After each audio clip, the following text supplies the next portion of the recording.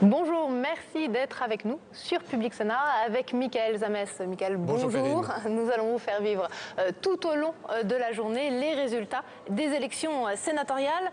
Et ce 25 septembre 2011 pourrait bien être un jour historique dans l'histoire des institutions de la Ve République, le jour où le Sénat pourrait basculer à gauche. Alors depuis ce matin, plus de 70 000 grands électeurs ont commencé à voter dans 44 départements différents.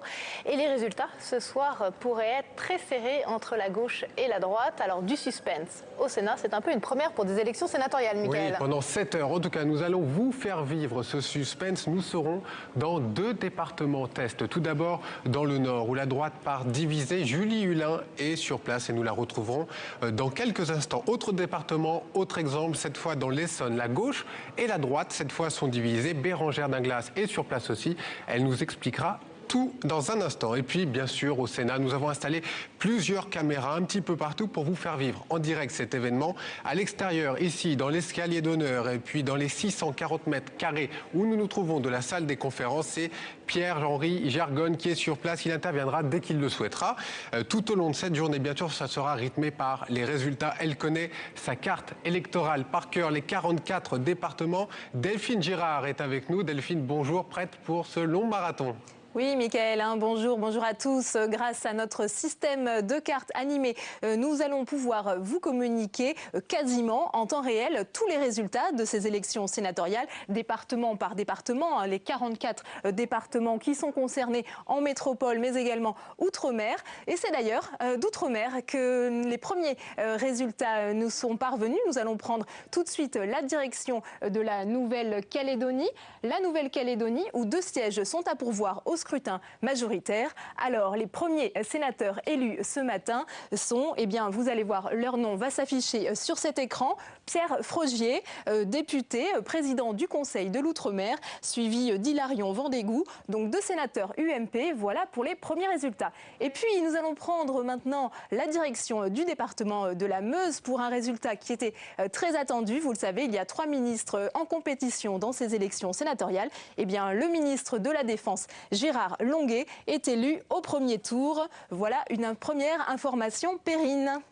Merci Delphine. Et donc concernant toujours les résultats dans la salle des conférences, donc où nous nous trouvons, immense salle qui jouste l'hémicycle du Sénat, eh bien Pierre-Henri Gergonne est situé à un endroit stratégique où vont être affichés en temps réel tous les résultats. Pierre-Henri. Oui, Périnée, stratégique, le mot n'est pas trop fort. Je suis actuellement au centre même de cette immense salle des conférences, cet immense salon du Sénat, qui va être les heures durant, les heures à suivre, tout au cours de cette soirée, l'épicentre même de ce scrutin sénatorial. Alors, c'est ici, par exemple, que vont se succéder les parlementaires, les sénateurs. Il y en a déjà quelques-uns à l'heure où je vous parle. Se succéderont également les membres du gouvernement. Certains sont déjà présents. J'ai aperçu tout à l'heure Michel Mercier, le garde des Sceaux, et également, bien sûr, tous les responsables des partis politiques qui défileront ici, dans cette salle des conférences, tout au cours de cette journée. Alors, évidemment, pour un tel événement, les services du Sénat ont mis, j'allais dire, les petits plats dans les grands. Regardez, par exemple, ces panneaux ou cette table où sont réunis des blogueurs, des spécialistes de l'Internet. Ils tweetent, ils sont à la recherche, à l'affût d'informations qu'ils relayent ensuite en direct sur les comptes Facebook ou Twitter des services du Sénat. Mais plus important peut-être encore, ces panneaux que vous pouvez voir, c'est là que sont affichés en temps réel les résultats en provenance des 44 préfectures concernées. Certains départements ont déjà des résultats. Vous avez évoqué tout à l'heure, Delphine, les résultats de Nouvelle-Calédonie ou de la Meuse. Un autre résultat vient de tomber, celui de la Corrèze, par exemple, où le sénateur Jacques Blanc est en ballottage. C'est une véritable surprise. Alors regardez ce panneau. Il y a là, pour les élections sénatoriales 2011, les départements de Guadeloupe, de la Martinique ou encore de l'îlot perdu de Saint-Pierre-et-Miquelon. C'est peut-être du bout du monde que viendra ce soir le résultat définitif de ces élections avec les résultats de ces départements d'outre-mer. Ça arrivera tard, très tard, mais le suspense ce soir ira jusqu'au bout, Périne. Merci Pierre-Henri. Et juste une petite correction, Jacques Blanc est en ballottage en Lozère et non pas en Corrèze. Voilà, Jacques Blanc qui d'habitude est élu quand même haut la main dès le premier tour. Il est donc en ballottage au second tour. Résultat un peu plus tard dans l'après-midi.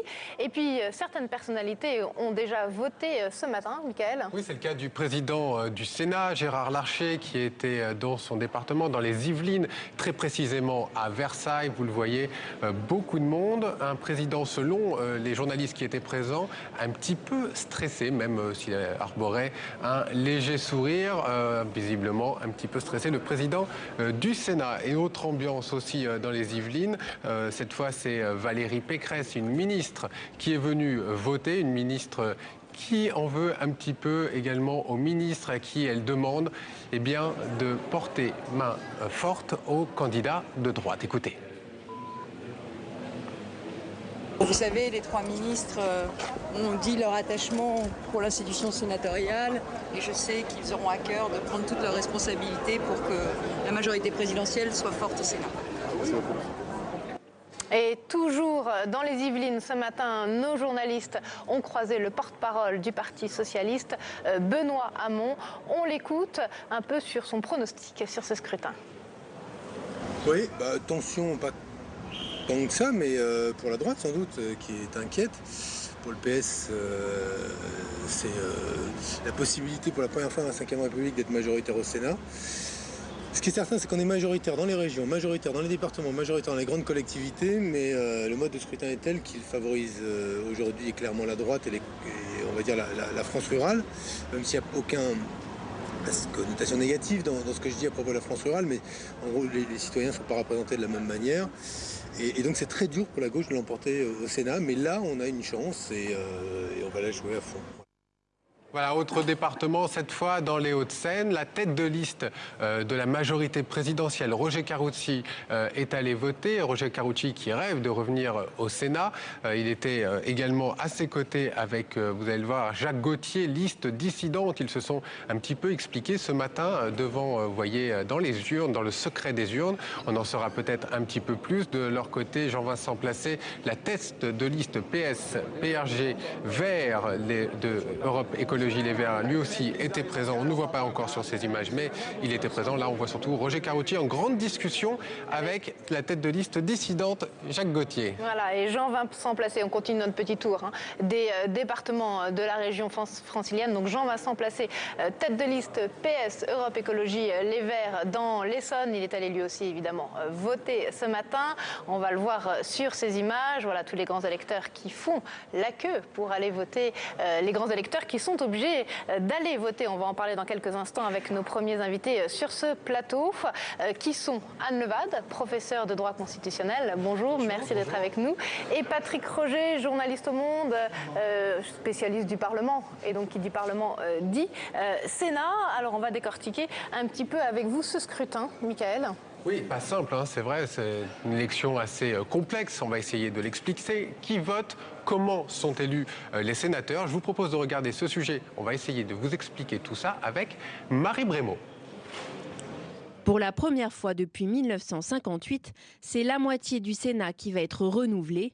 Avant, c'était par tiers. Ces élections concernent 170 sièges, du jamais vu dans l'histoire de la Haute Assemblée. À l'issue de ce scrutin, le Sénat comptera 348 sénateurs contre 343 actuellement. Sont concernés par ce renouvellement, par ordre alphabétique, les départements de l'Indre-et-Loire aux Pyrénées-Orientales. À cela s'ajoutent Paris et l'Île-de-France et la Guadeloupe, la Martinique, la Réunion, Mayotte, la Nouvelle-Calédonie et Saint-Pierre et Miquelon. Les sénateurs sont les représentants des collectivités territoriales. Ils sont élus pour une durée de 6 ans au scrutin indirect par un collège électoral d'élus. Aujourd'hui, 71 890 grands électeurs désignent les parlementaires de la Haute Assemblée. Ces grands électeurs, ce sont 5% de députés, de conseillers régionaux et généraux et 95% d'élus municipaux. 58 sénateurs seront élus au scrutin majoritaire, 112 à la proportionnelle. Le scrutin proportionnel concerne désormais des départements qui ont 4 sièges de sénateurs. Voilà pour ce sujet explicatif de Marie Brémaud. Anne Levade, est-ce que vous pouvez nous expliquer les particularités de ce mode de scrutin qui est assez complexe, peut-être pour les téléspectateurs qui ne sont pas spécialistes? Alors on résume souvent les choses en disant que les sénateurs sont élus au scrutin indirect, ce qui est vrai puisque nous ne votons pas les électeurs, ce sont les grands électeurs qui votent. Je crois que la particularité, c'est quand même que c'est un scrutin très équilibré. Je m'explique, il y a eu une réforme importante en 2003 qui a modifié à la fois la durée du mandat et le partage, puisque auparavant les sénateurs étaient élus pour 9 ans, ils le sont désormais pour 6, et ils étaient renouvelés par tiers, ils le sont désormais à compter de cette année par moitié. Alors c'est très équilibré parce qu'à l'intérieur de l'ensemble de ces sénateurs, une moitié est élue à peu près au scrutin majoritaire, l'autre moitié à la représentation proportionnelle. Alors pourquoi? Est-ce que vous pouvez nous l'expliquer? Alors tout cela tient au fait qu'il y a la circonscription électorale et le département, et qu'il y a des départements plus ou moins peuplés, et que pour tenir compte de cela, il y a évidemment plus ou moins de sénateurs par département. Le scrutin majoritaire s'applique aux départements les moins peuplés qui ont entre 1 et 3 sénateurs. On a évoqué la Lozère tout à l'heure, un sénateur, c'est un cas unique. Et en revanche, dès lors qu'il y a 4 sénateurs ou plus, on passe à la représentation proportionnelle. Voilà qui est très clair. Ça, c'est une modification pour ce scrutin-là. En fait, la proportionnelle à partir de 4 sénateurs. Avant, c'était le scrutin précédent, c'était 3 sénateurs. Qu'est-ce que ça peut changer sur les résultats aujourd'hui? Au scrutin majoritaire, il y a 2 tours. Donc, il peut y avoir des candidatures dispersées qui ensuite et des regroupements entre les 2 tours. Bon, ça va donner lieu à toute une série de négociations entre les 2 tours à l'heure du repas. Scrutin proportionnel, c'est un scrutin proportionnel à la plus forte moyenne. Alors là, je laisserai Anne Levade expliquer. On aura des résultats, Anne Levade pourra nous l'expliquer. Mais toujours est-il que la dispersion des listes à ce moment-là, que ce soit dans un camp ou dans un autre, peut faire pencher le dernier siège attribué, encore une fois, à la plus forte moyenne, vraiment à quelques voix près. Et là, ça veut dire que jusqu'au dernier moment, on sera un petit peu dans l'inconnu. Alors pour rester très pédagogique, qui vote aujourd'hui? Qui sont les grands électeurs? Alors, les grands électeurs, ce sont les députés, les élus locaux, donc conseillers municipaux, généraux et régionaux, plus, on l'oublie souvent, même si on en a beaucoup parlé ces derniers temps, des délégués des conseils municipaux, c'est-à-dire que pour les communes de plus de 30 000 habitants, par tranche de 1000 habitants, il y a un délégué municipal qui est désigné et qui donc peut être potentiellement n'importe qui, sauf qu'il est choisi par le conseil municipal. Dans la très grande majorité donc, de ces grands électeurs, ce sont des conseillers municipaux et des délégués supplémentaires qui votent. Hein, c'est ça, à plus de 90%, c'est important de le souligner. Ils ont l'obligation de voter aujourd'hui, l'obligation de se déplacer? Vote obligatoire, avec une amende possible dans l'hypothèse où ils choisiraient de ne pas se déplacer au bureau de vote. C'est la logique même d'un scrutin indirect. Est-ce que ces grands électeurs ont une étiquette politique? Alors c'est très variable selon les départements, c'est très variable selon la taille, puisque ce sont les plus nombreux des communes, puisqu'on le sait, il y a souvent des conseillers municipaux sans étiquette politique, et c'est vrai que là, de ce point de vue-là, l'équation personnelle, comme on dit parfois, du sénateur sortant peut jouer un rôle important, et c'est aussi la raison pour laquelle il y a une différence, sans doute, dans le rattachement politique, selon que l'élection est au scrutin majoritaire ou à la représentation proportionnelle. C'est un rôle très important aujourd'hui. C'est sans doute ce qui rend les choses très difficiles en termes de pronostic, c'est-à-dire malgré les équilibres généraux que l'on peut connaître, on ne peut pas négliger le fait qu'il y a des liens avec des sénateurs sortants ou au contraire des volontés de faire partir un sénateur qui est en fin de mandat. Sur les 70 000 grands électeurs qui votent aujourd'hui pour ces élections sénatoriales, combien sont apolitiques, entre guillemets, si on peut dire? On estime environ à 40% la proportion de ces grands électeurs qui n'ont aucune appartenance partisane. Mais ce qu'il faut noter en ce qui concerne les délégués des conseils municipaux, c'est que ce n'est pas proportionnel à la population. C'est-à-dire qu'il y a une surreprésentation des délégués des petites communes par rapport aux délégués des grandes communes. En clair, pour donner simplement une illustration de ça, 100 délégués 100 communes de 100 habitants fournissent 3 fois plus de délégués qu'une commune de 10 000 habitants, c'est-à-dire pour la même tranche de population. Donc voilà, c'est inversement, ce n'est pas proportionnel à la population. Toutes les velléités, notamment de la gauche, de l'opposition, de vouloir toujours modifier ce mode de scrutin. On va y revenir dans quelques instants, mais nous avons de nouveaux résultats avec Delphine Girard. Delphine. Oui, Perrine, nous avons donc reçu de nouveaux résultats et nous allons prendre tout de suite la direction de la région Midi-Pyrénées et plus particulièrement le département du Lot, puisque 2 sièges sont à pourvoir au scrutin majoritaire. Eh bien, c'est Gérard Miquel, le président du Conseil général, qui est réélu. Et puis, un nouveau sénateur va faire son entrée à la Haute Assemblée. Il s'agit de Jean-Claude Requier. À présent, nous continuons dans le sud-ouest car nous prenons la direction de la région Aquitaine. Nous avons reçu en effet des résultats du département des Landes où 2 sièges sont à pourvoir, toujours au scrutin majoritaire. Et là, eh bien, c'est une femme qui va faire son entrée à la Haute Assemblée. Il s'agit de Michèle Daniel, la maire PS de Saint-Paul-les-Dax. Et puis pas de problème pour Jean-Louis Carrère, le sénateur sortant PS est réélu. Enfin, un dernier résultat qui concerne des députés, car vous le savez, 24 députés sont candidats à ces élections sénatoriales. Un résultat qui nous parvient donc de Bourgogne et plus particulièrement du département de la Nièvre. Eh bien, c'est le député Gaëtan Gorce, dont la circonscription a été redécoupée, qui va lui aussi faire son entrée à la Haute Assemblée. Et le sortant Didier Boulot est également réélu. Voilà, Perrine, pour ces résultats. Merci Delphine, on vous retrouve évidemment dès que vous avez d'autres résultats et vous l'avez vu en bas de votre écran, il y a un déroulant et toute la journée, toute la soirée, nous vous donnerons tout l'ensemble des résultats. Patrick Roger, on a eu une petite polémique hier, notamment dans un journal pour lequel vous travaillez, dans le journal Le Monde, vous avez fait état. Claude Guéant, le ministre de l'Intérieur, aurait publié des listes sans étiquette. Quel aurait été l'intérêt de faire ça ? Notre sentiment. Il faut bien préciser. Comment ? Sans étiquette politique. Sans étiquette politique, ni classement à droite, gauche, divers droite, divers gauche, ce qui est quand même une première. Donc pour ceux qui vont aller sur le site du ministère de l'Intérieur pour lire les résultats, je leur promets bien du bonheur pour arriver à décrypter qui est élu. Alors mon sentiment... De rendre la lecture des résultats assez imprécise ce soir. Je crois que ce soir, on va être dans une situation assez serrée, notamment parce qu'on ne connaîtra que tard les résultats de la Guadeloupe et de la Martinique, qui vont arriver entre 1h et 2h du matin. Ça, c'est 5 sièges qui pourraient peser très lourd si le résultat est très très serré. Et je crois que... Bon, on a l'habitude, on sait que ce soir, il va y avoir une sorte de bataille de la communication. Chaque camp va essayer de revendiquer la victoire d'une manière ou d'une autre. Et cette imprécision sur les appartenances des uns et des autres peut autoriser, par exemple, la droite à revendiquer tel ou tel élu sans appartenance précise, ou la gauche de la même manière. Et ça peut, en plus, favoriser les tractations avant le 1er octobre, l'élection du président du Sénat. Tour qui sera effectivement l'élection du président du Sénat le 1er octobre. Ce qui est sûr, Anne Levat, c'est qu'en tout cas, ce soir, aucun groupe politique au Sénat n'aura la majorité absolue. Enfin, ce qui est sûr, on ne sait jamais. Mais ce serait la vraie surprise pour le coup, comme c'est le cas d'ailleurs aujourd'hui.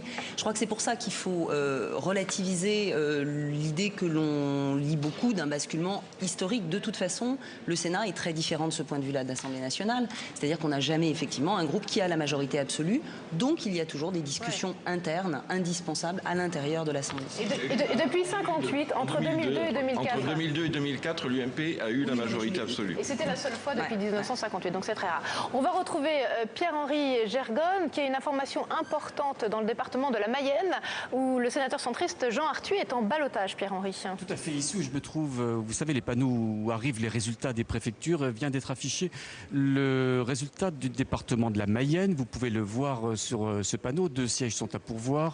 Les 2 sénateurs sortants, Jean Arthuis, centriste, et François Zocchetto, le président du groupe centriste ici au Sénat. Et bien, vous pouvez le lire quasiment en direct sur ce panneau.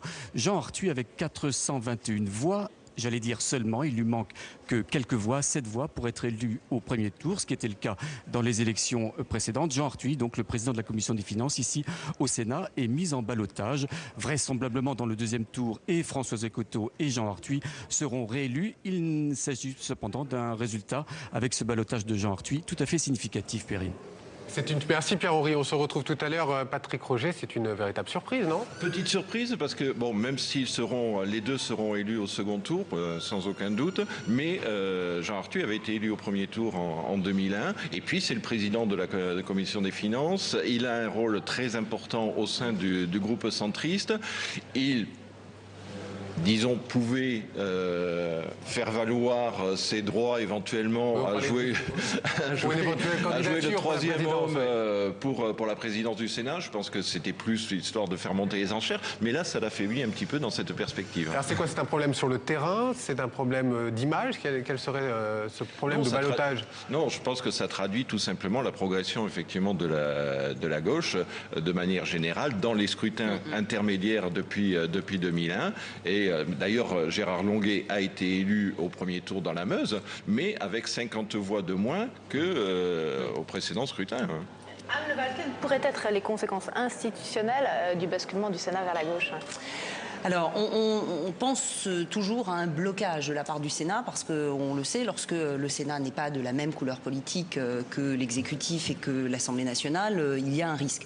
En réalité, ce blocage, il est quand même relativement minime, puisque c'est essentiellement pour la procédure de la révision constitutionnelle qu'effectivement, il y aurait une vraie difficulté et une possibilité de veto du Sénat. Même sur les lois importantes, comme le vote du budget, comme le vote sur les lois de la importantes, santé, je crois que c'est là que le fait qu'il n'y ait pas de groupe qui ait la majorité absolue est absolument déterminant.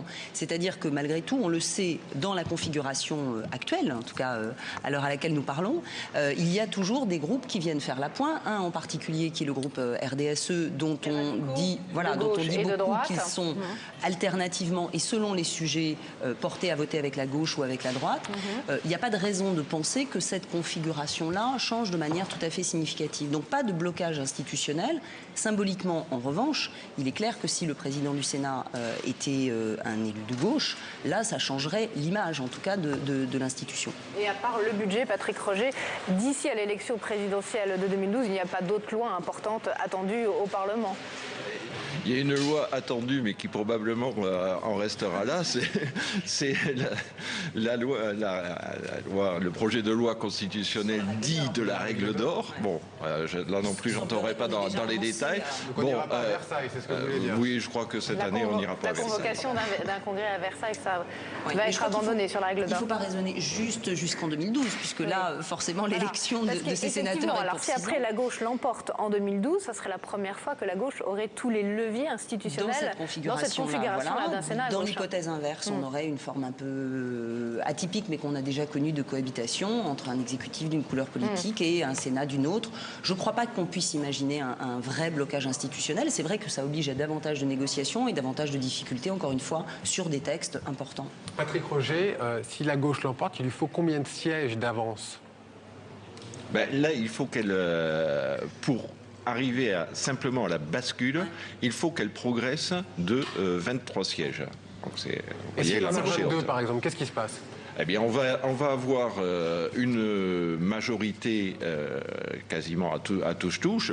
Bon, il est très probablement à ce moment-là, il va y avoir, encore une fois, dans la semaine qui va venir, des sénateurs qui vont être approchés pour essayer des promesses qui vont être faites aux uns et aux autres en ce qui concerne les présidences de commission, les vice-présidences, à venir. La prochaine échéance après le 25 septembre ici au Sénat, c'est samedi prochain, le 1er octobre, avec l'élection du président du Sénat. Et puis ensuite, la première semaine d'octobre, la constitution des groupes politiques, les présidences de commissions et de groupes parlementaires. Et puis, évidemment, les vice-présidents et la questure, qui est aussi, qui sont des postes importants ici au Sénat, Patrick Roger. Et la grosse difficulté qui va surgir très probablement à ce moment-là, il y aura un président élu. Ça, de toute façon, la présidence, elle sera forcément attribuée à quelqu'un. En revanche, la grosse difficulté qui va surgir, c'est dans les commissions, au bureau du Sénat, etc. Parce que là, on va avoir des égalités quasi parfaites. Et ça va rendre très, très difficile l'élection des présidents de commission. et c'est là que ça va favoriser effectivement toutes les négociations. Alors, plein de négociations, plein de tractations dans les jours à venir. On suivra ça bien sûr sur Public Sénat. Anne Levat, peut-être un petit mot de la parité. Il faut le savoir, on ne le sait pas forcément. Il y a plus de femmes qui siègent ici au Sénat qu'à l'Assemblée nationale. Est-ce que ce soir, ce taux de femmes dans l'hémicycle va considérablement augmenter, notamment grâce à la proportionnelle, hein? Alors voilà, il faut le savoir, et ça semble logique, c'est évidemment sur les listes à la proportionnelle que les choses se font, puisque là on est dans une logique d'égalité parfaite, ce qui n'est bien sûr pas possible quand c'est un candidat unique.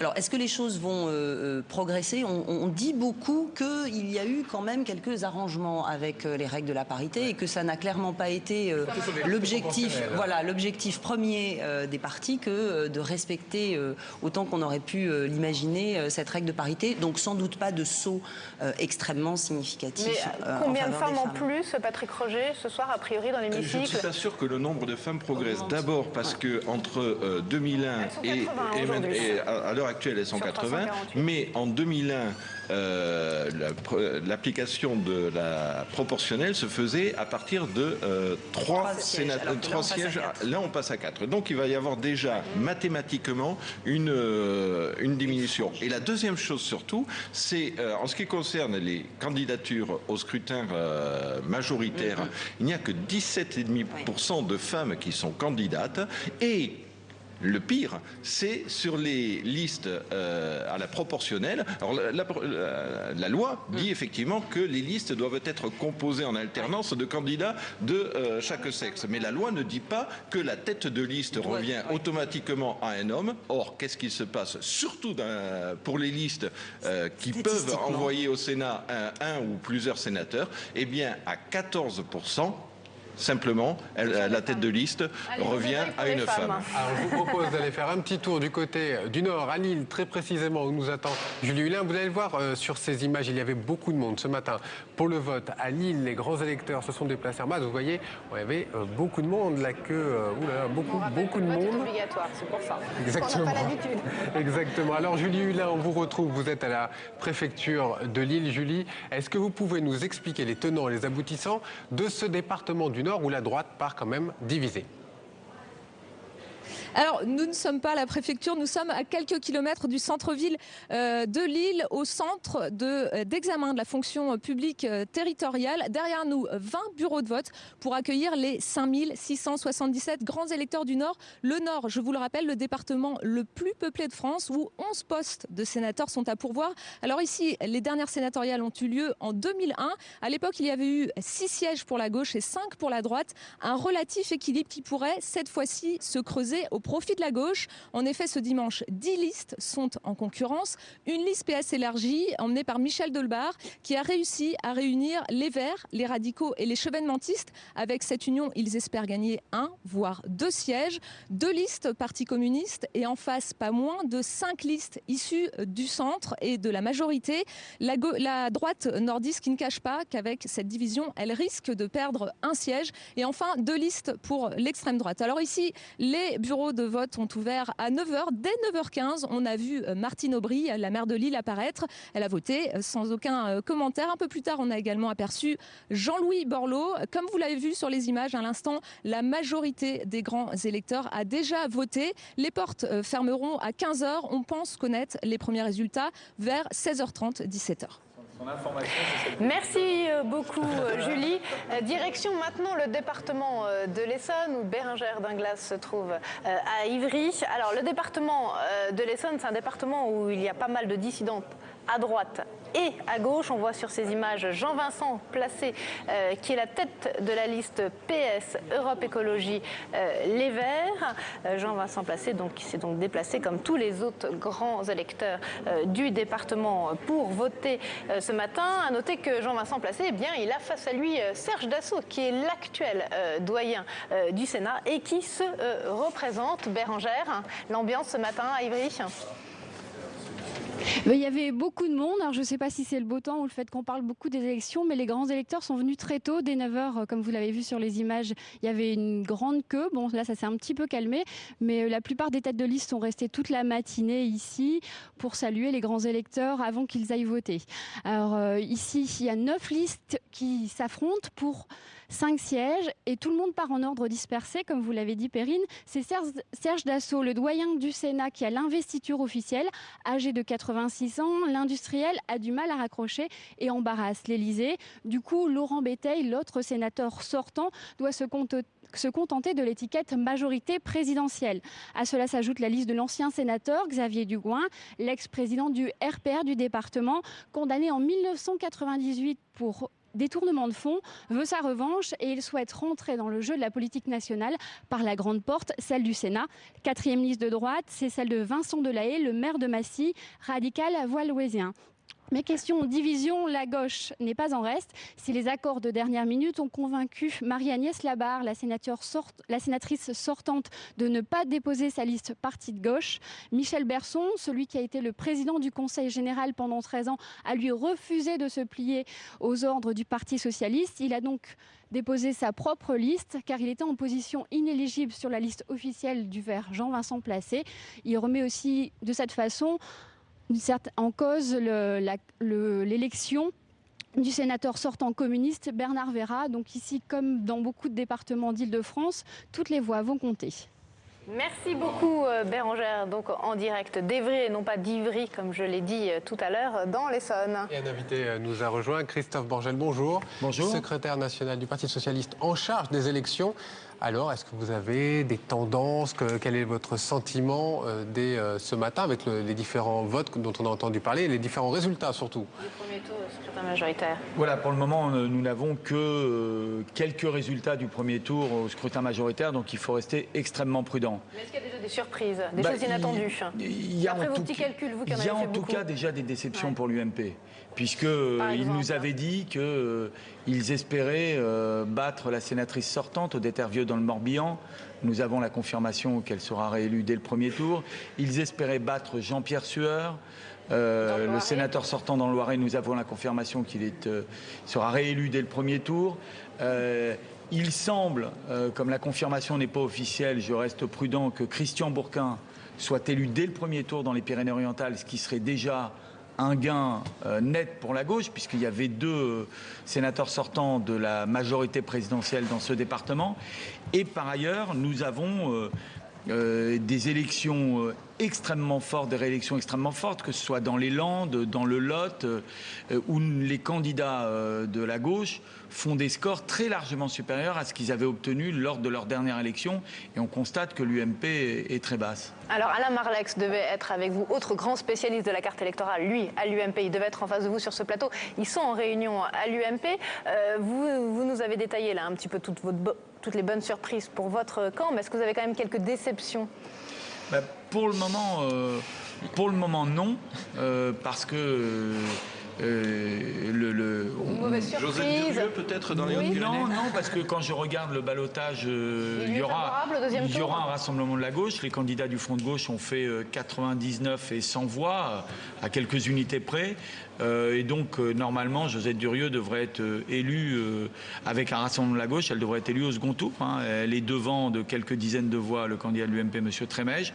Donc, si le rassemblement se fait bien, autre bonne surprise, là, vraiment surprise, le fait que Jeannie Lorjou, le candidat socialiste, soit devant Maurice Leleroy, ministre du gouvernement, président du Conseil général dans le Loir-et-Cher. Vous aviez quand même quelques dissidences par-ci par-là, notamment en Moselle. Ça, c'est des scrutins de liste. Et les urnes ferment à 15h. J'ai des idées sur ce que peuvent donner les résultats, mais je n'ai pas encore de résultats avant que les urnes ferment. C'est normal. Bon, on va voir, avant de revenir à cette discussion avec vous, Christophe Borgel, quels sont un peu les différents scénarios possibles d'un point de vue politique. C'est Élisée Cardi qui nous les détaille. Premier scénario, le Sénat bascule à gauche. Pour cela, il lui faut gagner 23 sièges de plus qu'aujourd'hui, soit 175 sièges pour atteindre la majorité absolue. À 6 mois de la présidentielle, le symbole serait extrêmement fort. Deuxième scénario, la gauche gagne assez de sièges pour être majoritaire, mais pas assez pour remporter la présidence.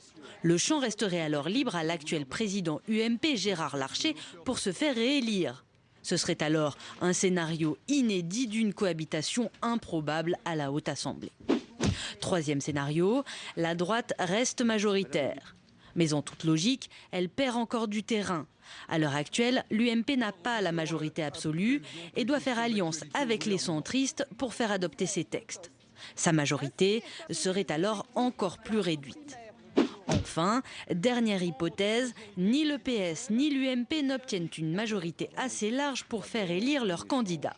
Surgirait alors un troisième homme issu d'un groupe minoritaire, du centre ou pourquoi pas du groupe RDSE, ce groupe de radicaux propres au Sénat, composé de personnalités de gauche et de droite.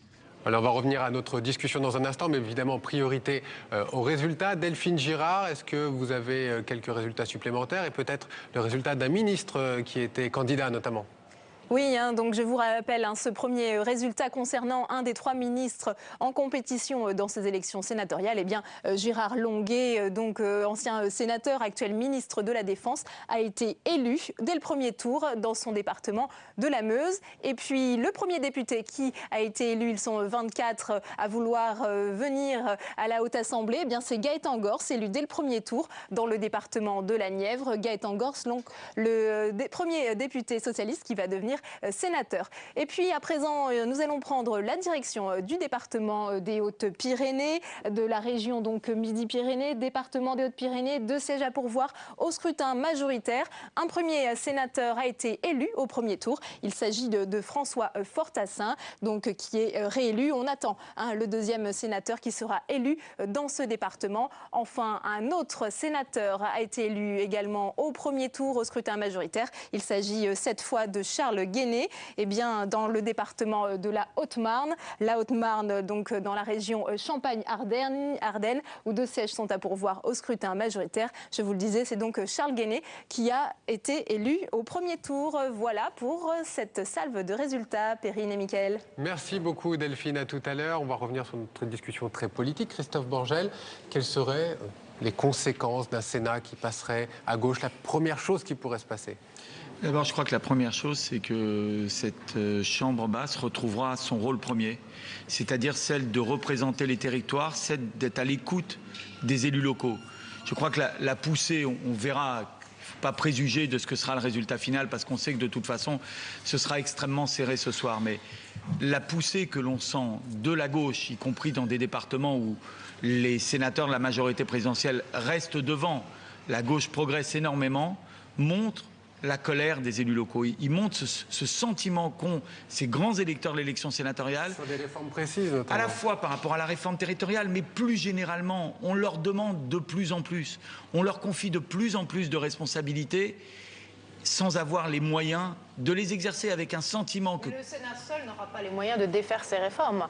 Il faut attendre qu'éventuellement la gauche gagne les élections présidentielles et législatives de 2012. Ce qui n'apparaît pas au vu des sondages tout à fait comme une impossibilité, mais le fait que la gauche gagne les présidentielles, mais le Sénat doit être dans la République cette assemblée qui porte la voix des territoires. C'est son rôle, c'est sa raison d'être. Les sénateurs font déjà aujourd'hui. Oui, mais les sénateurs, c'est une chose, chacun fait son travail. La question, c'est l'institution.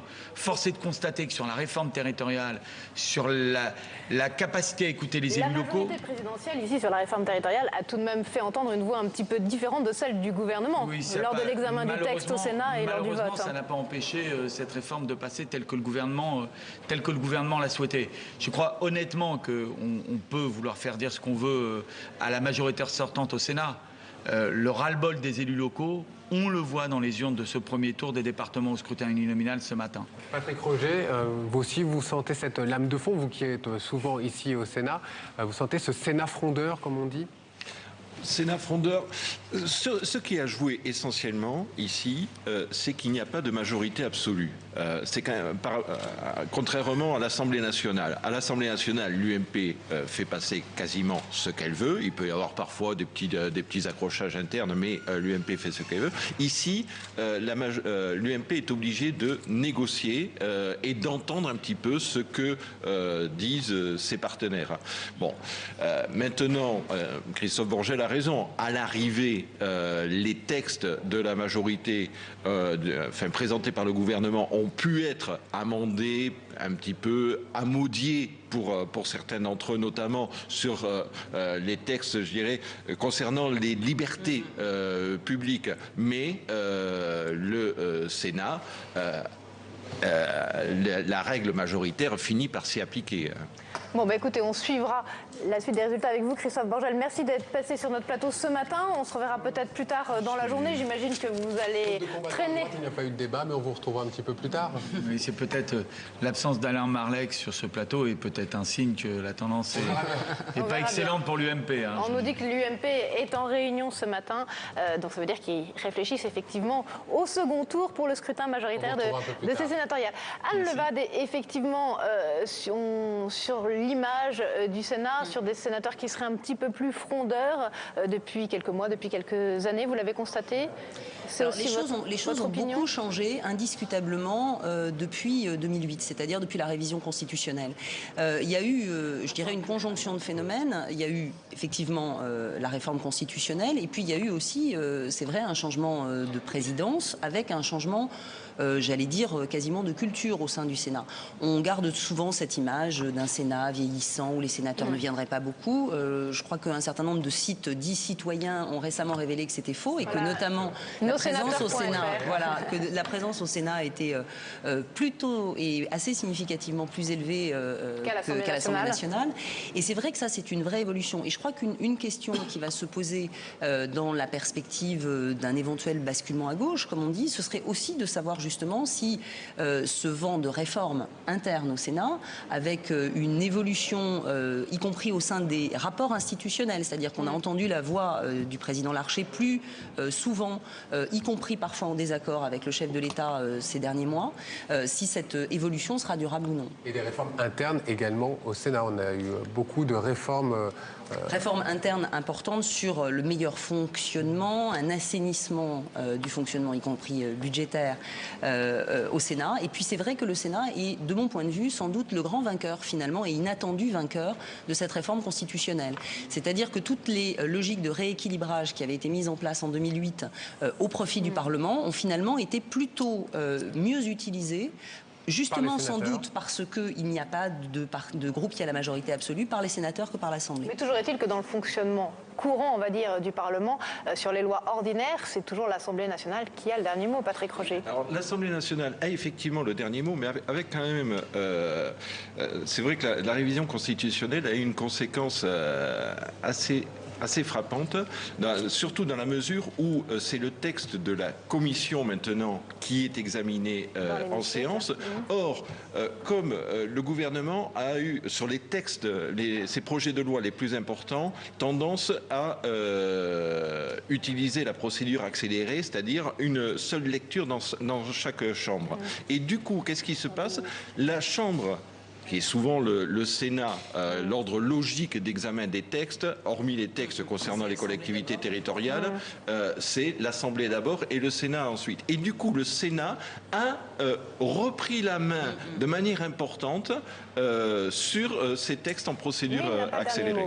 Non, mais c'est vrai qu'il y a un élément important, c'est que dans le cadre de la procédure législative, l'étape de ce qu'on appelle la commission mixte paritaire, lorsque effectivement il faut mettre d'accord, voilà, lorsqu'il faut mettre d'accord les députés et les sénateurs in fine sur un texte, a souvent été plus favorable compte tenu des équilibres internes, j'allais dire aux sénateurs qui ont fait la bascule et pas forcément dans le sens qu'on pouvait imaginer initialement. Oui, avec justement sur la commission mixte paritaire, le fait que depuis le dernier renouvellement du Sénat, la gauche a gagné un siège au Sénat dans la commission mixte paritaire.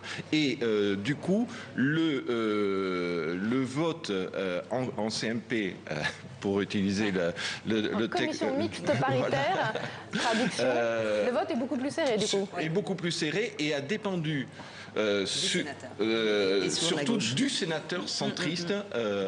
Et là aussi, ça a donné lieu parfois à des négociations très très serrées en commission mixte paritaire. Ça rejoint ce qu'on disait tout à l'heure, les centristes, les radicaux, toujours ici au centre des tractations et des négociations. On parlait de l'image un peu rénovée du Sénat aujourd'hui. Le Sénat qui s'est mis vraiment à l'heure des nouvelles technologies, notamment pour ces élections sénatoriales. Pierre-Henri, vous êtes à la table multimédia. La table multimédia de cette salle des conférences, une salle des conférences qui d'ailleurs se vide quelque peu. Il est vrai qu'il n'est guère que 2h moins le quart. Autrement dit, les quelques personnalités qui étaient présentes tout à l'heure sont certainement parties déjeuner pour entamer dans les meilleures conditions une après-midi qui risque d'être chaude et passionnante. Je suis ici à la table multimédia avec aux côtés de son responsable, Jean-Pascal Pissy. Beaucoup de monde, beaucoup de jeunes avec des ordinateurs. Que faites-vous ici sur cette table ? Alors nous essayons d'alimenter le compte Twitter du Sénat, Sénat_info, sur lequel nous avons 16 000 followers, et nous mettons en direct les résultats qui nous arrivent des préfectures. Donc on donne le nom des sénateurs qui sont élus avec leur score, ou puisqu'on est dans la phase où on a les départements élus au scrutin majoritaire, les 26 au scrutin majoritaire, on donne le nom et les scores de ceux qui sont les plus proches du score d'élection. Alors évidemment, les comptes Twitter peuvent être ensuite démultipliés à l'envi avec ce système informatique extrêmement puissant. Absolument. Tous ceux qui reçoivent cette information peuvent retweeter l'information et dans ce cas-là, ce sont des dizaines de milliers de personnes qui reçoivent l'information. Donc là, ça vient de sonner, ça veut dire qu'on a un résultat qui vient d'arriver. Eh bien, je vous suggère de le regarder en direct, ce résultat qui vient d'arriver en direct, donc de la préfecture de... Alors, on va voir ça dans un instant. Voilà, on réarme. C'est le département des Pyrénées-Orientales, le 66, qui nous envoie ces résultats. Donc on télécharge. C'est des formats qui permettent après d'alimenter la carte qu'on a sur le site internet du Sénat, sénat.fr. Alors vous pouvez nous donner en direct les résultats de ce département. Christian Bourquin est élu avec 53,90% des voix. Voilà, c'est une information que nous suggérait tout à l'heure Christophe Borgel du Parti Socialiste. Donc l'élection dans les Pyrénées-Orientales de Monsieur Bourquin est donc confirmée. Merci, bonne journée à vous. Merci beaucoup Pierre-Henri, on se retrouve dans un instant. Évidemment, vous pouvez retrouver l'ensemble de nos résultats sur publicsénat.fr. Évidemment, en bas de votre écran, vous le voyez, un petit bandeau déroulant avec l'ensemble des résultats Perrine. Et Patrick, Roger, pour rebondir sur le résultat que vient de nous donner Pierre-Henri Gergonne, ça c'est une véritable surprise et c'est un gain un peu inespéré pour le Parti Socialiste. Alors, le Parti Socialiste l'espérait sans trop y croire.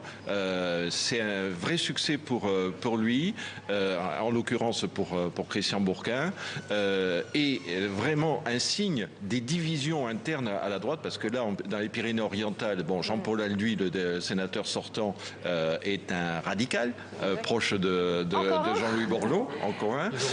Paul Blanc, Gérard Larcher avait fait le déplacement dans le département pour essayer de le convaincre de se représenter, et il n'a pas voulu se représenter. Il y avait des dissensions très fortes au sein de la droite locale, et résultat des courses, ça fait un siège supplémentaire pour le PS. Mauvais signe pour l'UMP. Anne Levade, on en a parlé tout à l'heure. Gérard Longuet, ministre de la Défense, a été élu dans son département dès le premier tour. Deux autres ministres sont également candidats, Maurice Leroy dans le Loir-et-Cher et Chantal Joanneau à Paris. Si ces trois ministres veulent pouvoir voter le 1er octobre pour l'élection du président et donc pour Gérard Larcher, ils vont devoir démissionner du gouvernement. Donc un remaniement vu tout de suite. C'est-à-dire tout de suite. Tout de suite, c'est-à-dire qu'on a une règle qui veut qu'il y ait un mois de latence pendant lequel celui qui exerce des fonctions incompatibles, donc en l'occurrence être membre du gouvernement et sénateur ou député, puisse choisir. Simplement, évidemment, ce mois de latence est un mois pendant lequel rien ne se passe et donc pendant lequel il ne pourrait pas participer au vote pour l'élection du président du Sénat. Donc je crois que le message a été très clairement passé au sein de la majorité. On l'a bien vu ces dernières semaines. Par Gérard Larcher depuis des mois et des mois. Sur le fait qu'il fallait que dans ces cas-là, la démission soit immédiate pour que, si effectivement les choses se jouent à quelques voix, les voix des ministres ne soient évidemment pas un handicap. Tout va dépendre de la réserve de voix de Gérard Larcher pour sa réélection, Patrick Roger. Je crois surtout pour Gérard Longuet, il croise les doigts pour que la majorité de Gérard Larcher il a tellement voulu être ministre soit suffisante. Les ministres n'ont pas vraiment envie de démissionner, il faut bien dire des choses, Patrick Roger. Aucun d'entre eux, mais encore une fois, surtout Gérard Longuet. Bon, Maurice Leroy, finalement, bon, s'il revient au Sénat... On peut rappeler qu'il a commencé sa carrière politique comme secrétaire général du groupe communiste. Du groupe communiste. Cela dit, ne brûlons pas les étapes, parce qu'avant d'être éventuellement contraint de démissionner, il faut d'abord qu'il soit élu. Et j'ai l'impression que pour Maurice Leroy, les choses ne sont pas faites. Alors justement, on va retourner dans le studio de Public Sénat, retrouver Delphine Girard pour de nouveaux résultats de ce premier tour pour le scrutin majoritaire. Delphine. Oui, Perrine, nous allons prendre tout de suite la direction de la région Centre avec des résultats qui nous viennent du département du Loiret où 3 sièges sont à pourvoir au scrutin majoritaire. Et nous avons un sénateur qui a été réélu dès le premier tour. Il s'agit de Jean-Pierre Sueur, le sénateur socialiste, donc, qui a passé aisément ce premier tour. À présent, nous allons prendre la direction de la région Bretagne et plus particulièrement celle du département du Morbihan. 3 sièges sont à pourvoir au scrutin majoritaire. Et là, c'est également une sénatrice socialiste qui a été réélue dès le premier tour. Il s'agit de Odette Herviot, donc réélue dans le département du Morbihan. Autre résultat, et vous venez à l'instant d'en parler, qui concerne la région Centre et le département du Loir-et-Cher. Eh bien, dans ce département, c'est Jacqueline Gouraud, finalement, sénatrice sortante, qui a été réélue. Jacqueline Gouraud, vous le savez, qui doit faire face à Maurice Leroy, le ministre de la Ville. Voilà, Jacqueline Gouraud, donc sénatrice centriste, élue dans le département du Loir-et-Cher. Enfin, vous en avez aussi parlé sur le plateau avec vos invités. Eh bien, dans le Languedoc-Roussillon, dans le département des Pyrénées-Orientales, où 2 sièges sont à pourvoir au scrutin majoritaire. C'est Christian Bourquin, le président de la région, donc, qui est élu. Christian Bourquin, d'Hiver Gauche, qui a succédé à Georges Frêche, va donc faire son entrée au Sénat. Merci beaucoup Delphine pour ces résultats. Patrick Roger, il y a donc des surprises. On va reprendre par exemple le département du Loir-et-Cher où la sénatrice sortante Modem, Jacqueline Gouraud, est réélue dès le premier tour alors qu'on l'annonçait peut-être en difficulté. En revanche, Maurice Leroy, ministre, candidat, lui est en ballottage peut-être un peu difficile pour le second tour. Là, les résultats qui nous parviennent sont vraiment très très intéressants. Alors, et surprenant. Loir-et-Cher d'abord, prenons le Loir-et-Cher, où là il y avait une bataille fratricide entre Jacqueline Gouraud, la sénatrice sortante, proche de François Bayrou, donc du Modem, et Maurice Leroy, donc député qui avait abandonné son siège de député pour entrer au gouvernement, mais qui tentait de revenir au Sénat sous l'étiquette investie par le nouveau centre.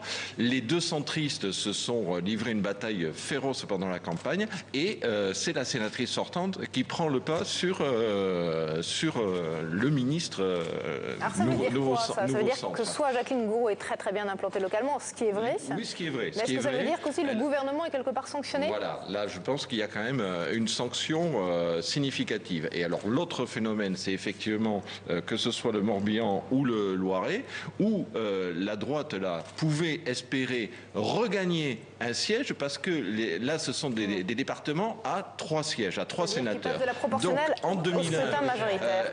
Le scrutin avait eu lieu à la proportionnelle et donc la gauche avait obtenu un sénateur grâce à la proportionnelle. Là, le retour au scrutin majoritaire laissait espérer à la droite la reconquête de ce 3e siège. Or, là, les sénateurs sortants, Odette Herviot dans le Morbihan et Jean-Pierre Sueur dans le Loiret, sont réélus, ce qui est vraiment, vraiment très, très intéressant. En conclusion, Patrick Roger, cette réforme du scrutin à l'inverse, de retour au majoritaire, qui devait favoriser la droite, est un échec. La droite ne fait pas le plein des voix, c'est aussi simple que ça. Et donc c'est là qu'il y a... Est-ce que c'est une prime aux sortants? Parce qu'à chaque fois, ce sont aussi des sortants. Bien entendu. C'est quand même un élément important. Et puis, pour revenir sur le premier cas qu'on évoquait, il y a quand même aussi le positionnement compliqué du centre. Donc je pense que c'est aussi les guerres fratricides qu'on a vu se mener soit au moment des campagnes, soit de manière nationale, d'ailleurs à l'occasion de différentes meetings ou universités d'été récentes, montrent que peut-être les choses ne seraient pas aussi simples et que l'idée que l'on pouvait parfois entendre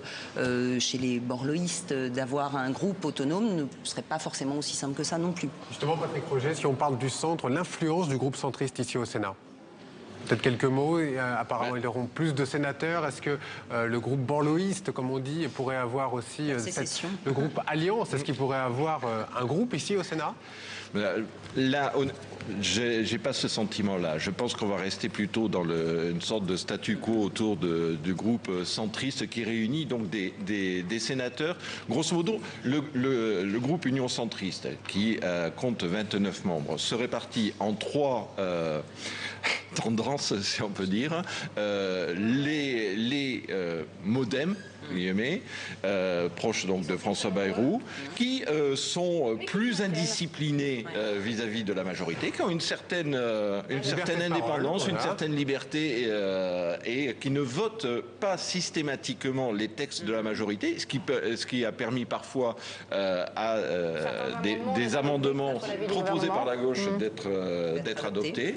Le groupe central, ils sont une dizaine proches autour de Jean Arthuis, l'Alliance centriste, donc le président de la commission des finances, et le président du groupe est issu de ce groupe central, l'Alliance centriste, et puis les proches d'Hervé Morin du Nouveau Centre. Et là, c'est un peu plus compliqué encore parce que chez les Nouveaux Centres, il y a ceux qui sont proches d'Hervé Morin et il y a ceux qui sont proches de Jean-Louis Borloo. Pour les explications de Patrick Roger, je vous propose 2 petites images peut-être. Regardez, c'est Martine Aubry qui était à Lille et qui a voté ce matin.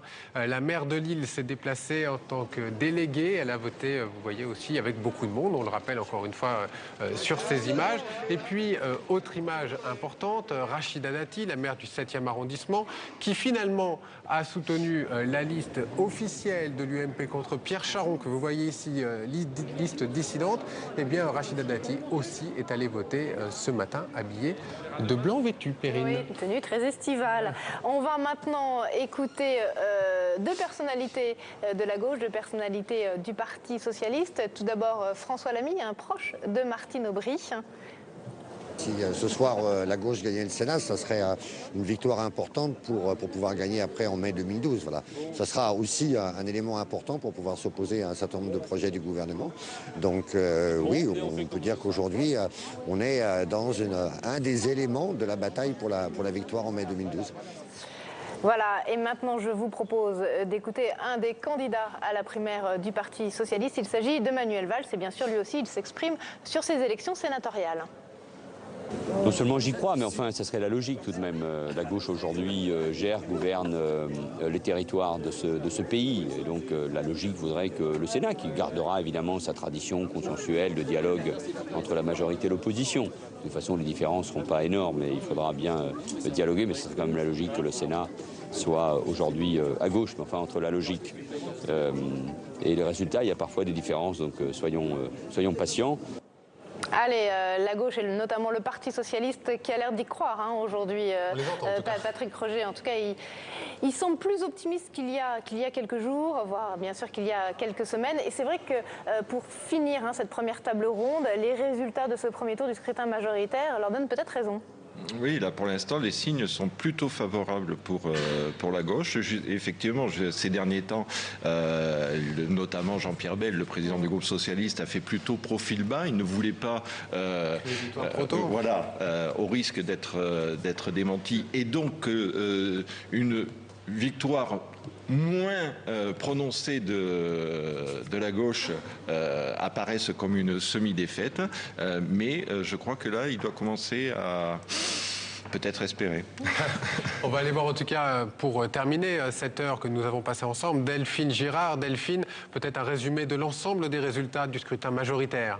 Oui, Mickaël, c'est 4 résultats que nous avons retenus, à commencer par 2 personnalités. La première, c'est donc l'élection de Gérard Longuet, le ministre de la Défense, qui a été élu au premier tour dans son département de la Meuse. Autre personnalité également qui va faire son entrée à la Haute Assemblée, il s'agit de Gaëtan Gorce, le député socialiste de la Nièvre. Sa circonscription a été redécoupée. Il était donc candidat dans la Nièvre. Gaëtan Gorce, député PS, élu. Enfin, un autre résultat important ce matin qui nous provient de Loir-et-Cher.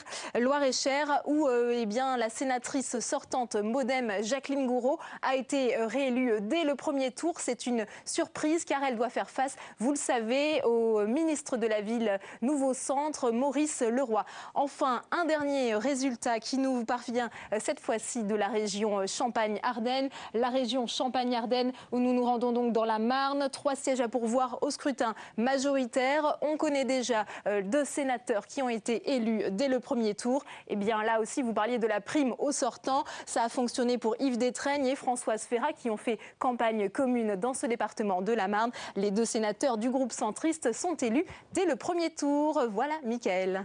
Merci Delphine. Patrick Roger, peut-être pour finir sur ce round-up résultats, 2 résultats très rapidement notables dans les Hautes-Pyrénées. Et le Loir-et-Cher.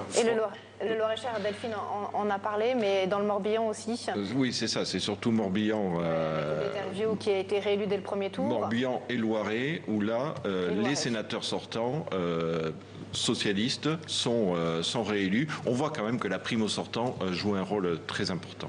Très bien, écoutez, merci beaucoup à tous les 2 d'être venus sur notre plateau ce matin pour ce premier tour des résultats de ces élections sénatoriales. On se retrouve, Mickaël, bien sûr, en direct à partir de 17h pour une après-midi qui risque d'être longue, riche en suspense et je le répète, c'est une première pour une élection sénatoriale. Donc rendez-vous à partir de 17h en direct sur l'antenne de Public Sénat pour l'ensemble des résultats. À tout à l'heure, merci. À tout à l'heure.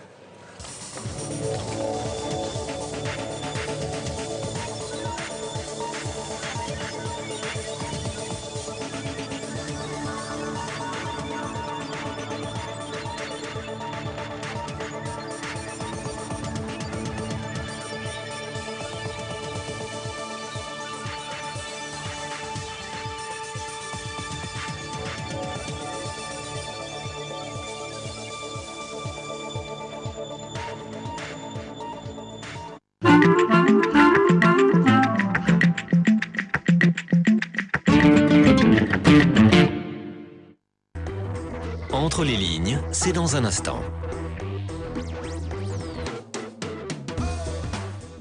Il a succédé à Nasser et précédé Moubarak à la tête de l'Égypte, mais qui était Anwar el-Sadat, celui qui a choisi de signer la paix avec Israël en le payant au prix de sa vie? C'est ce que nous tenterons de savoir ce mois dans Au camp comment l'histoire, pour mieux comprendre un documentaire, La mort d'un pharaon, et pour en débattre, à mes côtés, les journalistes Robert Solé et Antoine Sfer et le géopolitologue Frédéric Ancel. Où, quand, comment l'histoire? Présenté par Jean-Pierre Gracien, c'est aujourd'hui à 14h45. On vit ensemble, on est tolérants ensemble et on vit mieux tous ensemble. De ce qu'ensemble nous avons réussi. Rétablir le débat politique à sa juste hauteur.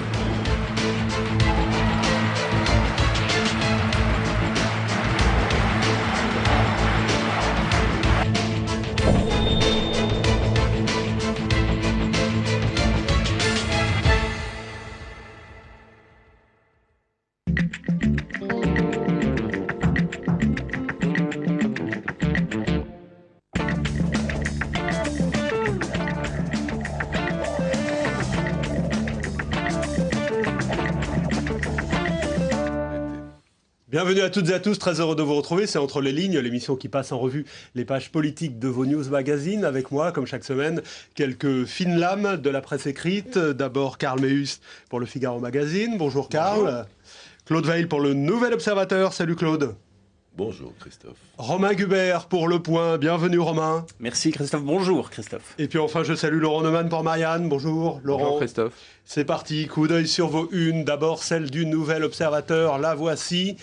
Nous allons y revenir d'ici un instant. Les dossiers qui font peur à Sarkozy. Le Point nous met François Hollande à la une. Peut-il faire mieux que Sarkozy en matière de crise? Nous essaierons de répondre à la question.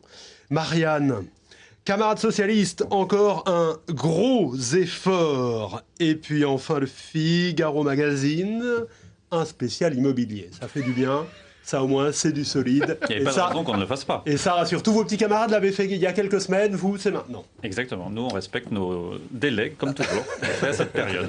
C'est l'automne, dossier immobilier, donc, dans le Figaro Magazine. Bien, parlons tout de suite de ces dossiers qui font peur à Sarkozy pour le Nouvel Obs.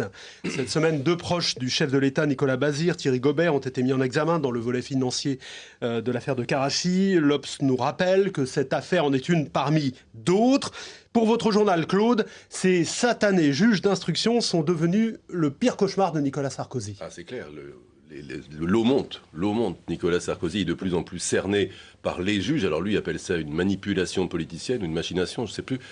Il faut croire que toute la justice est dans cette conjuration parce qu'il y a, comme vous savez, maintenant les dossiers commencent à s'accumuler, comme sur cette étagère que nous avons représentée. Au fond, si vous voulez, je peux résumer en 2 mots, peut-être pour les gens qui n'ont pas suivi les méandres de ces affaires qui sont terriblement complexes. Il y a une affaire qui aujourd'hui défraie le plus l'actualité, qui est l'affaire dite de Karachi, avec ses 2 volets, l'enquête du juge Trévidic sur les morts de Karachi et l'enquête du juge Van Ruymbeck sur d'éventuelles rétrocommissions sur les ventes d'armes qui auraient servi à financer la campagne d'Édouard Balladur. C'est ce qui actuellement crée le plus d'émotion dans la classe politique.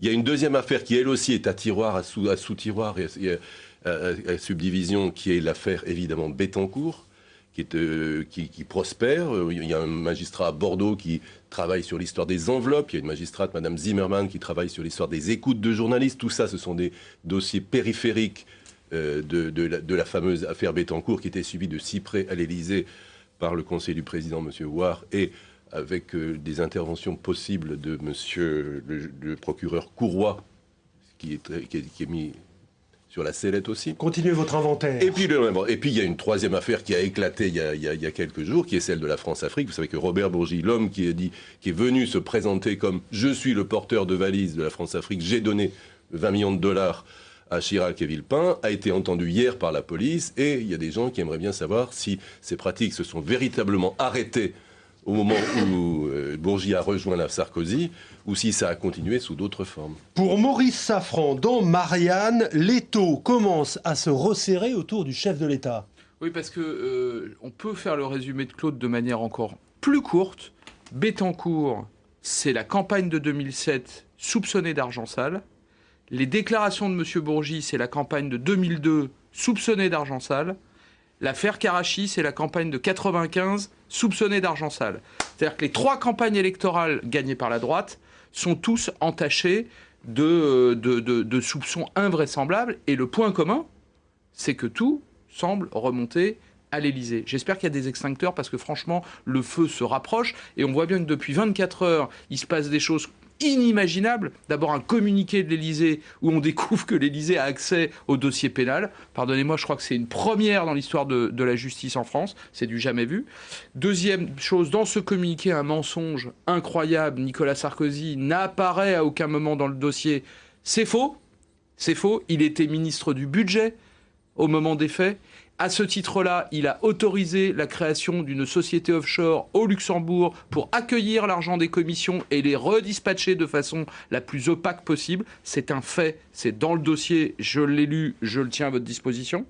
Et puis troisième chose, l'ancien ministre de l'Intérieur, M. Hortefeux, qui a au téléphone à 2 reprises Thierry Gaubert, qui vient d'être mis en examen, une première fois pour lui dire hey, « attention mon gars, ta femme est en train de parler, ça chauffe », et une deuxième fois pour lui parler pendant qu'il est en garde à vue. Au passage, il faudra me dire comment monsieur Gaubert garde son téléphone portable pendant sa garde à vue. Je peux vous dire que ce qu'on apprend là depuis 48 heures, c'est du jamais vu. C'est du jamais vu. Alors moi, je veux bien qu'on nous explique que l'Élysée n'est en rien responsable, et c'est vrai, il n'est coupable de rien pour le moment, il n'est donc accusé de rien, mais dire que son nom n'est pas dans le dossier, c'est un mensonge énorme. Bon, on n'a pas de téléphone portable dans sa garde à vue. J'ai bien résumé ? Oui. Non, mais on n'a pas de téléphone portable dans sa garde à vue, c'est ça ? En général, non. Hein. Il manque quand même un aspect qui, moi, je pense, au-delà, évidemment, de l'accumulation d'affaires qui se rapprochent du président de la République, c'est qu'on n'a pas parlé d'une autre affaire qui touche le camp d'en face, c'est l'affaire Guérini, et je pense que ça, les Français vont le faire payer et à la droite et à la gauche. En votant Marine Le Pen ? Et en votant Marine Le Pen ou en votant à l'extrême gauche. Et donc, finalement, on voit aujourd'hui quoi la France est un des pays qui a le plus de lois sur le financement politique. Il y a eu une succession de millefeuilles législatives pour encadrer les pratiques de financement de la vie politique. On en est toujours à ce point quand on voit effectivement l'accumulation de ces affaires. Parce que l'affaire Guérini, c'est un des volets sur lequel travaille le juge Duchesne. Il y a aussi une partie de financement, alors sans doute pas du Parti socialiste au niveau national, mais de la vie politique. Guérini, c'est le président du Conseil général des Bouches-du-Rhône, qui pour l'instant c'est une affaire gravissime aussi, qui concerne de grandes entreprises françaises et qui sont effectivement moins spectaculaires que celles qui touchent le président de la République, ou en tout cas son entourage, mais qui sont, je crois, pour l'effet que les Français vont vouloir donner dans les urnes, absolument dévastateur. J'ajoute juste un mot dans le côté incendie, parce que, outre le communiqué de l'Élysée, hier, on a eu droit à un communiqué du patron de l'UMP, M. Copé, qui a évidemment crié à la machination, la manipulation politique, etc. Il a juste oublié de dire une chose aux Français, et singulièrement aux électeurs de droite, c'est qu'il y a des photos de lui en vacances dans la piscine de M. Takedine, intermédiaire dans des contrats de vente d'armes, et que de ce point de vue, il devrait déjà s'obliger lui-même à ne pas intervenir et à ne pas parler de cette affaire. Voilà, je ferme la parenthèse. Attendez. Dans l'incise sur les dites photos, il y a aussi M. Hortefeux. Ah bah oui, mais ça, lors de l'université. À part ça, tout va bien. À part ça, tout va bien. Lors de l'université d'été du Modem, le week-end dernier, François Bayrou y est allé au canon sur les affaires. On prétendait que les voyous étaient dans les cités. On découvre qu'en réalité, les voyous, on les a installés au cœur de l'État. C'est ceux-là qu'il faut passer au Karcher. Karl Meeus, est-ce que vous voyez les choses de cette façon ? Moi, je les vois, je reprendrai ce que disait Talleyrand, c'est qu'en politique, ce qui est cru est plus important que ce qui est vrai. Donc on ne sait pas exactement la vérité dans ces affaires, on voit qu'il y a un faisceau qui converge. Saura-t-on la vérité un jour ? C'est même pas sûr, parce que dans la plupart de ces affaires, on voit bien avec Chirac, la vérité on ne la sait pas, mais c'est pas ça le plus important, parce que le plus important c'est ce que les Français vont retenir, et je rejoins ce que disait Romain, c'est ils vont retenir que les campagnes à droite n'ont pas été très nettes, qu'au fond, la gauche, c'est pas tellement mieux, parce que la campagne de Balladur, elle a été validée par le Conseil constitutionnel, présidé par Roland Dumas. On peut se dire, tiens, c'est bizarre, Roland Dumas, c'était un opposant politique, Mitterrand. Après, moi, le deuxième aspect... Vous n'allez pas faire de Roland Dumas votre témoin de moralité. Non, mais je constate juste, je fais que les faits. Moi, je donne pas de commentaires comme ça. Non, c'est tout. Mais moi, je fais que les faits, c'est pour ça. Et donc, deuxième fait que je reprends, c'est, au fond, si ces éléments sont vrais, si la droite et les candidats ont cherché comme ça des moyens de financement illégaux, c'est pas très probant, parce que en 95, Balladur a perdu dès le premier tour. Donc vraiment, ça veut dire que c'est pas la peine. Ça ne sert à rien. Non, il vaut mieux avoir un bon candidat que l'argent. Et en 2002, on sait bien que Chirac est passé parce que Jospin n'était pas qualifié pour le second tour. Si Jospin avait été qualifié, l'histoire n'aurait pas été la même. Donc vraiment, à la limite, s'ils l'ont fait, c'est vraiment pas très intéressant. Bon, on termine là-dessus et on passe au sujet suivant. Je vais rajouter un court mot, Claude. Quoi que découvrent les juges sur le... en politique, il y a quand même quelque chose qui s'appelle la morale, les convenances même, je dirais. Il y a la loi, en effet, je ne sais pas à quel moment et où et qui est dans quelle proportion a transgressé la loi, mais ce climat-là, avec à l'Élysée, M. Guéant, secrétaire général de l'Élysée, traitant Bourgi, traitant Taquiédine, les vacances, les machins, les yachts, tout ça donne une impression de déréalisation, d'une classe politique qui a perdu la tête, qui a littéralement perdu la tête. Vous parliez de Claude Guéant, ministre de l'Intérieur. Vos journaux s'intéressent à lui. Cette semaine, c'est le parrain pour Marianne. Marianne qui se demande s'il ne fera pas le moment venu, Claude Guéant, un fusible idéal. Tandis que le Nouvel Obs nous en dit plus sur les mauvaises fréquentations de Monsieur Guéant. Voilà, à lire cette semaine dans vos journaux. Incroyable, le ministre de l'Intérieur, chef de la police, sommé de s'expliquer devant Libération, comme devant un juge d'instruction Libération qui listait les soupçons et les chefs d'accusation. C'était un moment quand même très très surprenant. D'ailleurs, il y a une information qui est passée totalement inaperçue cette semaine. Vous savez que M. Guéant a intenté un procès au site Mediapart, qu'il avait accusé d'être à la tête d'un cabinet noir à l'Élysée pour gérer toutes les affaires dont on parle. Mais figurez-vous que cette semaine, il a renoncé à ce procès. Voilà, je ferme la parenthèse. Merci de la refermer. Nul doute que ces affaires vont continuer de faire couler beaucoup d'encre dans vos journaux, donc nous y reviendrons. Passons à ce dossier du Point consacré à François Hollande. Le Point qui se demande si le favori de la primaire peut faire mieux que Sarkozy pour lutter contre la crise et qui a donc commandé un sondage pour connaître l'avis des Français. Eh bien, ils sont 48% à faire confiance à Hollande et 28% seulement à Nicolas Sarkozy. Est-ce que ça vous surprend? 48-28, on n'est pas dans le détail là. Enfin, l'écart est immense. C'est là où on voit que la démocratie fonctionne, c'est-à-dire qu'il y a un président qui est décrédibilisé. On a vu que les mesures fiscales qu'il avait prises au profit des plus riches, elles se retournaient contre lui, que la crise, alors qu'il nous présentait, il se présentait comme le plus volontariste, le plus expérimenté, etc., pour lutter contre cette crise. Elle est là et on voit bien qu'il est totalement désarmé, parce que c'est pas les mesures qu'il pourrait prendre qui vont lutter contre cette crise. Et en face, on a un type qui, depuis 2009, travaille sur la fiscalité, sur la dette, etc. Et ça, les Français, ça a imprimé le bruit que fait François Hollande en travaillant ses dossiers, en travaillant sur la dette, en travaillant sur les déficits, fait de lui les Français le voient comme quelqu'un de crédible. Par ailleurs, il s'est entouré effectivement de personnalités crédibles. Jean-Pierre Jouyet est à ses côtés, c'est le président de l'autorité des marchés financiers, et Michel Sapin aussi. Enfin, il a une équipe solide, crédible, qui peut demain, sans doute, avoir une certaine légitimité à prendre les commandes. Je reprends votre terme de crédible. Effectivement, ce qu'on entend beaucoup, ce qu'on lit beaucoup depuis plusieurs semaines, c'est que Nicolas Sarkozy sait qu'il ne redeviendra pas populaire avant la prochaine élection présidentielle, mais il pense que les candidats seront jugés sur leur crédibilité et que... concernant cet adjectif, ce qualificatif, ce sera lui qui sera le meilleur. Or, il apparaît là que François Hollande est jugé plus crédible. Oui, mais d'abord, il faut être honnête. Ce qui arrive là à Nicolas Sarkozy arrive absolument à tous les responsables publics partout. Regardez dans quel état se trouve Zapatero en Espagne. Regardez même Merkel. On a posé la même question dans un sondage en Allemagne. Merkel sort absolument laminée de ce sondage comme Nicolas Sarkozy. Premier point. Le deuxième point, c'est qu'il y a une énorme différence entre Nicolas Sarkozy et François Hollande, c'est que l'un vient d'exercer le pouvoir pendant 5 ans et on a vu avec quels effets, l'autre ne l'a jamais exercé et donc peut prétendre à faire mieux. Maintenant, il faut être honnête, j'ai regardé comme tout le monde et on en a dit beaucoup de bien le débat télévisé sur la primaire. Il a été dit énormément de choses absolument passionnantes.